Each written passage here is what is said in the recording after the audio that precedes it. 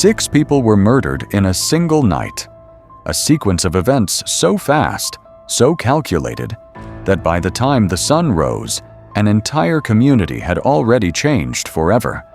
And what makes this case truly disturbing is not just the number of victims, but how quietly it all happened.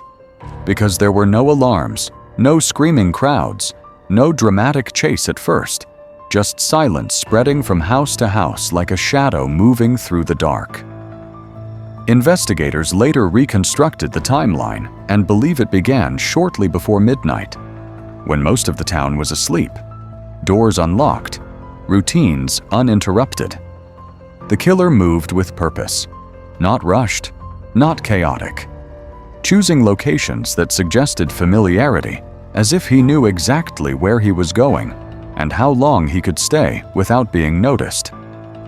Inside the homes, there were no signs of struggle at the entrances, which told detectives something critical early on. Either the victims trusted the person who entered, or the killer was skilled at controlling the situation quickly. And that detail alone shifted the investigation from random violence to something far more chilling. Because crimes like this are rarely impulsive, they are rehearsed mentally long before they are carried out physically. Forensic analysis later revealed repeating patterns, similar injuries, similar positioning, and a consistent method, a signature, which psychologists say is one of the clearest indicators of a serial offender mindset.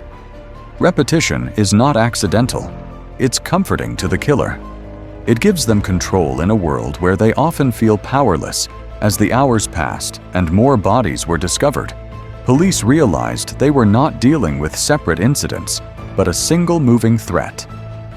Roadblocks were set up, helicopters deployed, yet the killer had already completed his path and disappeared back into normal life, blending in with everyone else.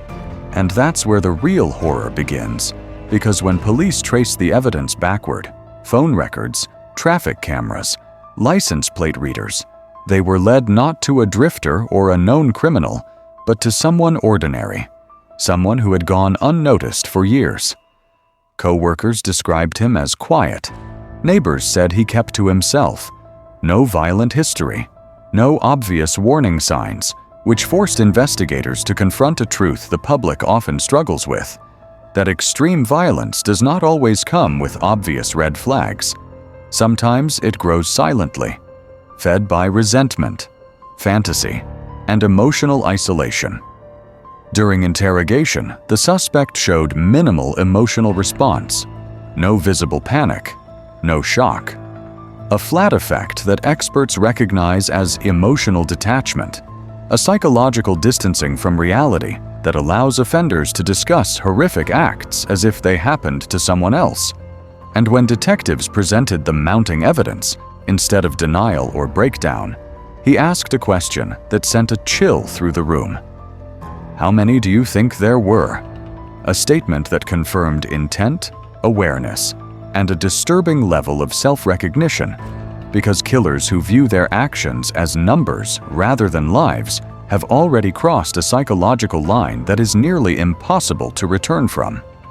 As the interrogation continued, investigators pieced together a motive that was not simple anger, not revenge, but something deeper.